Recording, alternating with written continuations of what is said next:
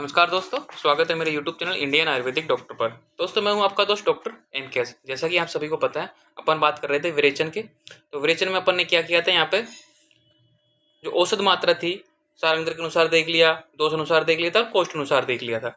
अब आज करेंगे अपन विरेचन प्रधान क्रम। मैंने बोला था नेक्स्ट क्लास में करेंगे ये, तो आज स्टार्ट करते हैं अपन यहीं से विरेचन प्रधान क्रम। कि विरेचन योग से लेकर जब तक के विरेचन के वेग आते रहते हैं तब तक के चिकित्सीय कार्य प्रधान क्रम में आते हैं। तो कोई भी प्रोसेस करने से पहले अपन को पता है पूर्व क्रम, प्रधान क्रम, पश्चात क्रम होता है। पूर्व क्रम अपन ने कर लिया था, तो अपन प्रधान क्रम यहाँ से स्टार्ट है। तो प्रधान क्रम कब से स्टार्ट होता है?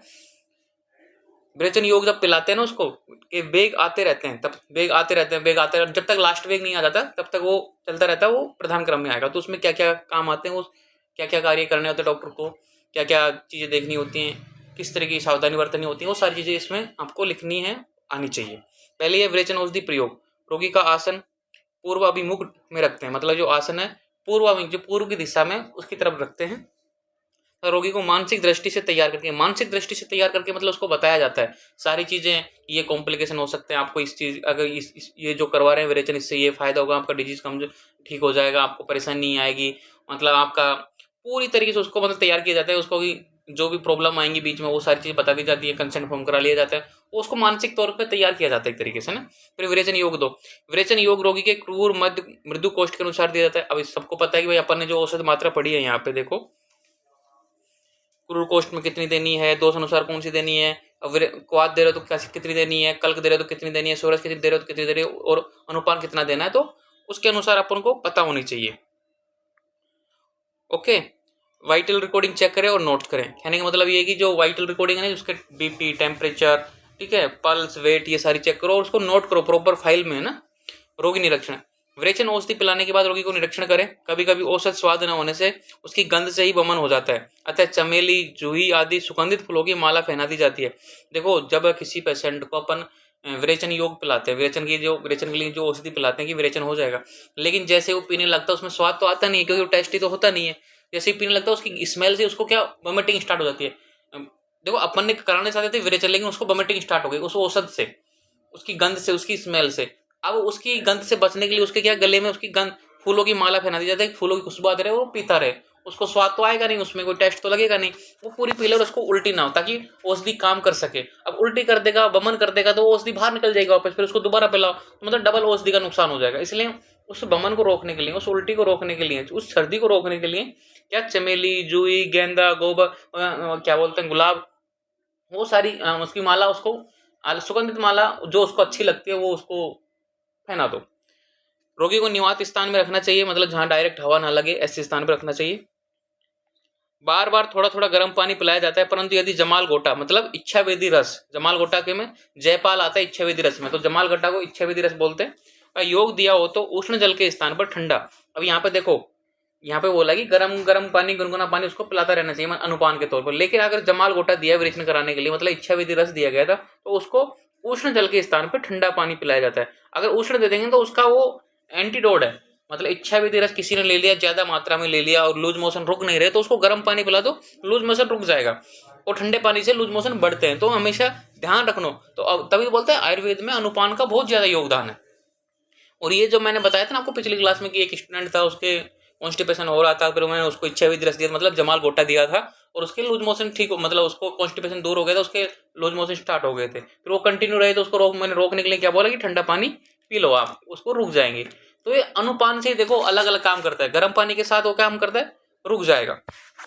उष्ण के जल के स्थान पर ठंडा, और ठंडा पानी से वो जमाल गोटा अच्छा काम करेगा। ओके, जैसे अभी जमाल गोटे को क्या बोलते हैं, इच्छा विधि रस, नारच रस या जालोदरादि रस, जो भी आपको देना वो जमाल गोटा कंटेंट होता है इसमें, तो उस हिसाब से ये अनुपान चेंज हो जाएगा।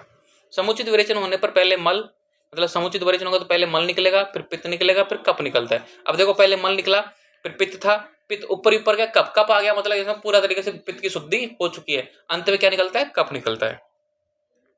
तथा शरीर में क्रस्ता, दुर्बलता व लघुता हो जाती है। शरीर में मतलब क्रस्ता, कमजोरी आ जाएगी, दुर्बलता आ जाएगी और लघुता आ जाएगी, हल्कापन आ जाएगा, भारीपन जो था शरीर में वो दूर हो जाएगा, नाश हो जाएगा। ठीक है। यदि विरेचन औषध पच जाए व विरेचन न हो तो उस दिन रोगी को भोजन कर पुनः दूसरे दिन विरेचनार्थ औषध देनी चाहिए। मान लो किसी पेशेंट को अपन ने औषध पिलाई विरेचन की और उसको लूज मोशन स्टार्ट ही नहीं हुआ, उसको विरेचन हुआ ही नहीं, क्योंकि पच गई, उसका मतलब उसको कम दी औषधि या फिर कम मात्रा में दी, या सही ढंग से बनी नहीं, किसी भी तरह की अग्नि उसकी तीक्ष्ण थी, अपने जो कोष्ठ था उसको मापने में गलती की, उसने गलत बताया अपन को, अपन ने उस पर विश्वास कर लिया पेशेंट पे कि मेरे को तो कैपेसिटी कमी है, तो उसने कुछ ना कुछ मतलब छुपा लिया अपन से। तो उसको क्या करना है, नेक्स्ट डे उसको भोजन कर पुनः दूसरे दिन विरेचनार्थ औषधि देनी चाहिए, यानी अगले दिन उसको दोबारा से औषधि पिलाओ। ये फिर भी ना हो विरेचन तो उसको फिर क्या करना है, 10 दिन के बाद पुनः स्नेह सेवन कराओ। फिर विरेचन हेतु पहले तीव्र औषध मतलब अब तीक्ष्ण विरेचन औषधियां यूज करनी, जैसे स्नोई क्षीर हो गया, ठीक है, दंती द्रवंती हो गया, स्नोई हो गया, ठीक है, जो मतलब तीक्ष्ण अपन ने बोला ना, सुख विरेचन, मृदु विरेचन और तीक्ष्ण विरेचन वाली औषधियां आचार्य चक्र तीन थी, मृदु विरेचन, सुख विरेचन और तीक्ष्ण विरेचन, मतलब इस बार क्या करनी है, तीक्ष्ण विरेचन वाली औषधियां यूज करनी है। अब आया देखो वेग निर्णय, असेसमेंट टू वेगा। विरेचन योग पिलाने के बाद मल से युक्त पहले जो 2 से 3 वेग आते हैं उन्हें छोड़कर वेगों को गिनना चाहिए। इस शुरुआत के जो वेग आते हैं उसमें क्या मल आता है, मतलब अब देखो मल तो आना ही है क्योंकि मल के माध्यम से वो निकलेंगे 2 बार, तो शुरुआत के 1-2 वेग में मल आएंगे तो उनको काउंट मत करो, ठीक है। विरेचन में प्रवर, मध्य व अवर शुद्धि का निर्णय की वेगों की संख्या विशिष्ट मल का वजन व लक्षणों के आधार पर किया जाता है। कैसे, आगे देखो। वेग शुद्धि 4 प्रकार की होती है, वेग की, मान की, अंत की, लेंगी। अब वेग का मतलब होता है कितने वेग आए, वेग के आधार पर पता चलता है कि भाई प्रवर शुद्धि हुई, मध्यम शुद्धि हुई, अवर शुद्धि हुई। मान की मतलब कितना मान, कितना जो लिक्विड बाहर निकला है बॉडी से दोष के रूप में वो कितना निकला, 4 परस, 3 परस, 2 परस, उसके आधार पर प्रवर हुआ, मध्यम हुआ, अवर हुआ। अंत की मतलब अंत में क्या निकला, अंत में हमेशा कफ निकलेगा, कफांत कफांत कफांत, अवर शुद्धि में भी कफ आएगा, मध्यम में भी कफांत आएगा, प्रवर में भी कफ आएगा। लैंगिक की मतलब क्या लक्षण है, सम्यक विरेचन लक्षण कोई ठीक ठाक हुआ कि नहीं हुआ, अति हुआ कि अल्प हुआ, वो लैंगिक की मतलब लैंगिक लक्षण में आएंगे। तो सम्यक विरेचन लक्षण, सम्यक विरेचन लक्षण, सम्यक विरेचन लक्षण। अब ये सम्यक विरेचन लक्षण क्या है, अभी थोड़ी देर बाद में अपन डिस्कस कर लेंगे कि भाई सम्यक क्या है, अति क्या है, वो सारी चीजें है ना। प्रवर शुद्धि में 30 वेग, 4 विशिष्ट मल तथा कफांत विरेचन। मध्यम शुद्धि में 20 वेग, देखो प्रवर में 30 वेग आए थे, मध्यम में 20 वेग आए थे, अवर में 10 वेग आए थे। 3 परस विशिष्ट मल और तथा कपांत विरेचन। कप आंत का मतलब लास्ट में क्या निकला, कफ निकला। अवर शुद्धि में 10 वेग और 2 परस विशिष्ट मल। विशिष्ट मल होता है कि भाई जो शुरुआत के 1-2 वेग हटा दिए ना, मतलब 1-2 वेग में जो मल निकला उसको हटाने के बाद में जो दोष निकले, दोष वाला मल, वो इसकी मात्रा है, मतलब इतना। 4 परस प्रवर में, 2 परस, 3 परस मध्यम में, 2 और अवर में 2 परस।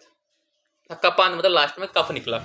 अब मैंने आपको पिछली क्लास में बताया था, बमन की वाली क्लास में भी, कि भाई प्रवर शुद्धि, मध्यम शुद्धि, अवर शुद्धि, आप ऐसे मत समझो कि ये बेकार शुद्धि है, ये ढंग से सही नहीं, ये भी एक अच्छी शुद्धि है अकॉर्डिंग टू व्यक्ति, अकॉर्डिंग टू रोग। मान लो रोग कम है, रोग है मामूली रोग है, उसके लिए अपन अवर शुद्धि तो होगी, इतने ही तो वेग आएंगे, 10 वेग आएंगे, 2 प्रश्न निकलेगा। अब मान लो उसमें दो प्रश्न लायक है, 2 प्रश्न निकलेंगे, लास्ट में कफ आ गया तो मतलब शुद्धि होगी अंत की, तो अवर शुद्धि में। अब अवर शुद्धि के अनुसार उसका संसर्जन क्रम करना है, मध्यम शुद्धि के अनुसार वेग आए तो उसकी मध्यम शुद्धि के अनुसार संसर्जन क्रम करना है, और प्रवर शुद्धि में वेग आए तो प्रवर शुद्धि के अनुसार संसर्जन क्रम करना है। तो यहाँ पे प्रवर में कहते हैं ना 3-3, मध्यम में 2-2 और अवर में 1-1, और 3-3 क्या थे, पेया, बिलेपी, यूस और मासरस। तो 4 थे, तो चारों को 3-3 दिन अपन ने दिया था, 3-3 टाइम। फिर पेया, बिलेपी, मासरस और यूस, उसको यहाँ 2-2 टाइम दिया था मध्यम शुद्धि में, ठीक है। और यहाँ पे अवर में 1-1 टाइम दिया, पेया, बिलेपी, यूस और मासरस, ठीक है। तो अपन ने जो पिछला जो चैप्टर है पंचकर्मा वाला, जो बमन वाला था, वहां पे मैंने संसर्जन क्रम को अच्छे से समझाया था, तो इसलिए बहुत ज्यादा इंपॉर्टेंट है। आप क्या स्टडी कर रहे हो, पिछली क्लास से कितना सीख रहे हो, वो बहुत ज्यादा इंपॉर्टेंट है।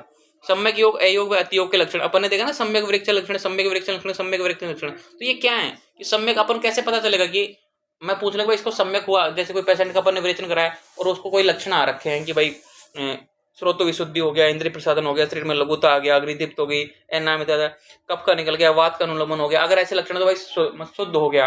बाद में अति का कैसा लक्षण, कैसे पहचानोगे अति हुआ कि सम्यक हुआ, तो पता होना चाहिए आपको, थेरेपिस्ट को पता होना चाहिए, डॉक्टर को पता होना चाहिए।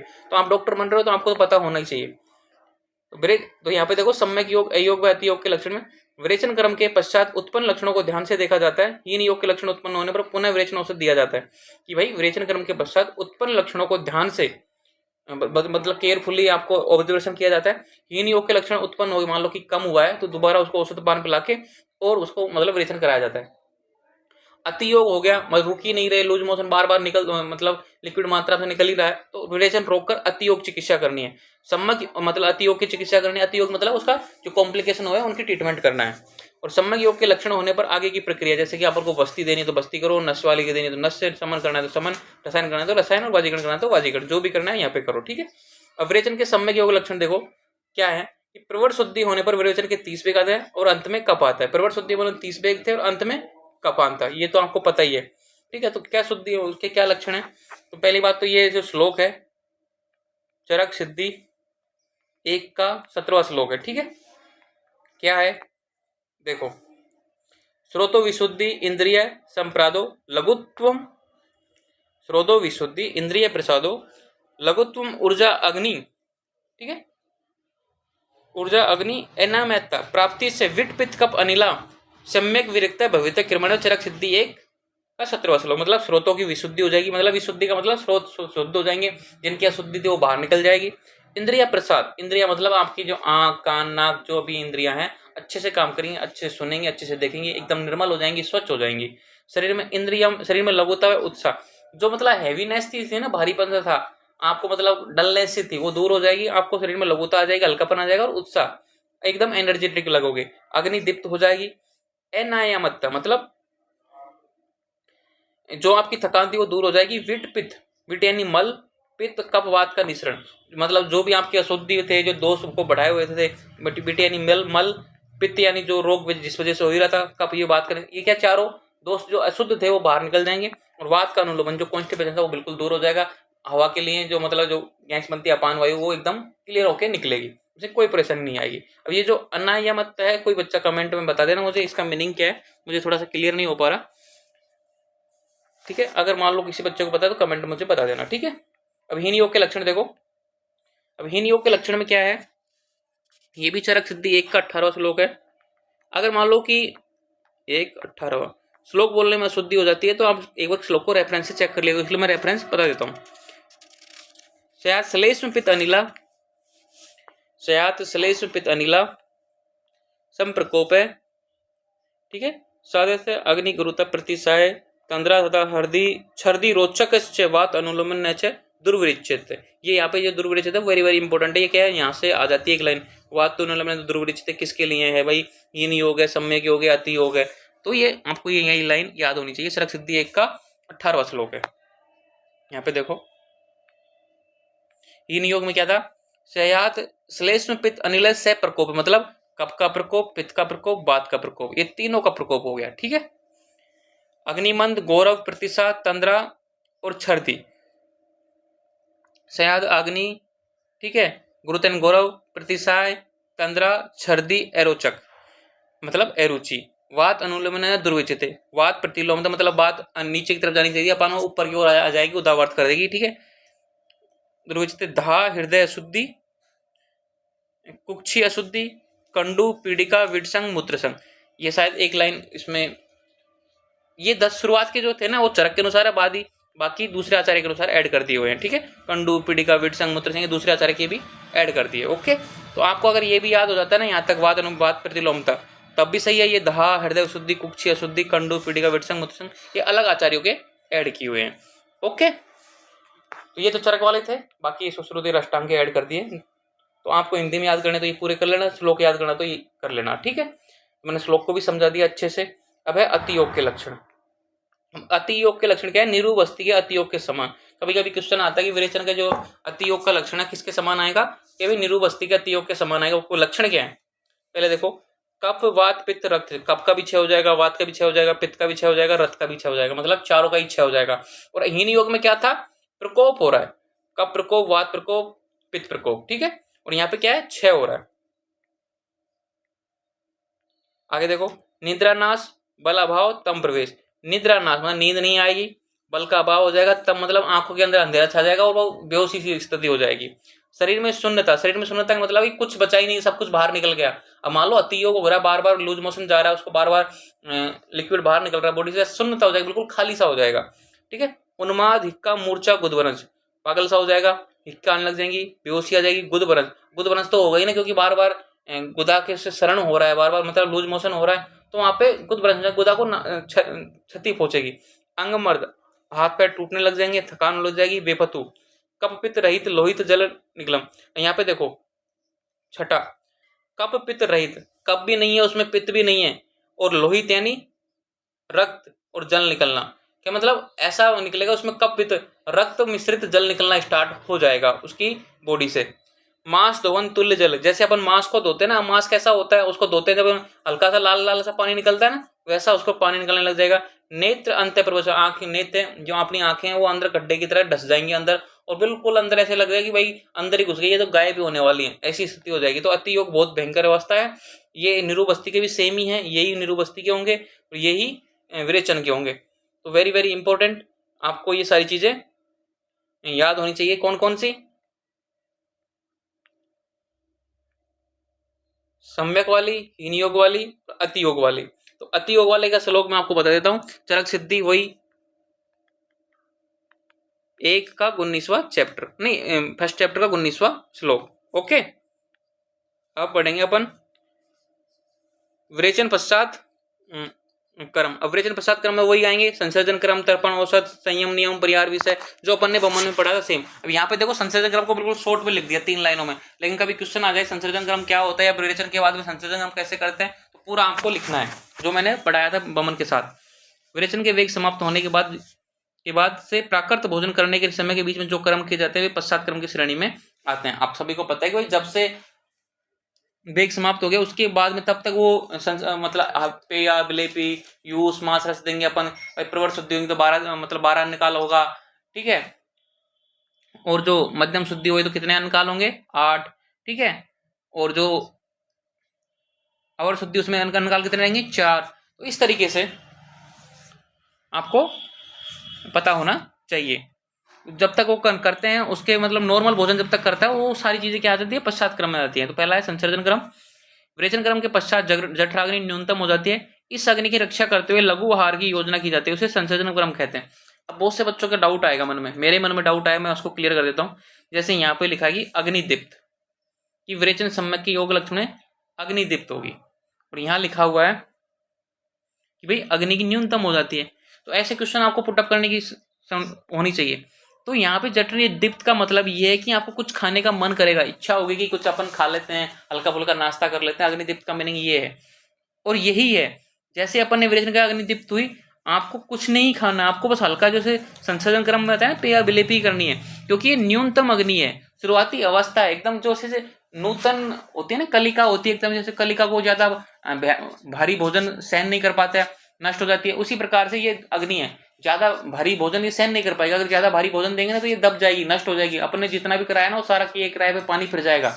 इसलिए उसको पेया विलेपी यूज जैसे सिस्टमेटिक तरीके उसके हिसाब से करना चाहिए। प्रवर शुद्धि में 12 निकालते 7 दिन लगते हैं, मध्यम शुद्धि में 8 निकालते 5 दिन लगते हैं, और शुद्धि में 4 निकालते 3 दिन लगते हैं। तो ये मैंने एक पूरा सारणी बताया था, फर्स्ट डे में क्या था, सेकंड डे में क्या था, थर्ड डे में। जैसे फर्स्ट डे था तो इस प्रातः काल तो अपन ने कराया था विरेचन, उसके बाद में अपन ने क्या किया? पेया दिया। फिर सेकंड डे पेया, थर्ड डे पेया, मतलब सेकंड डे शाम को पेया, फिर थर्ड डे स्टार्ट हो जाएगा, फिर विलेपी, फिर थर्ड डे शाम को विलेपी। इस तरीके से 3-3 दिन था ना, वो पूरी सारणी आपको यहाँ पे पता होनी चाहिए। सेकंड था तर्पण औसत।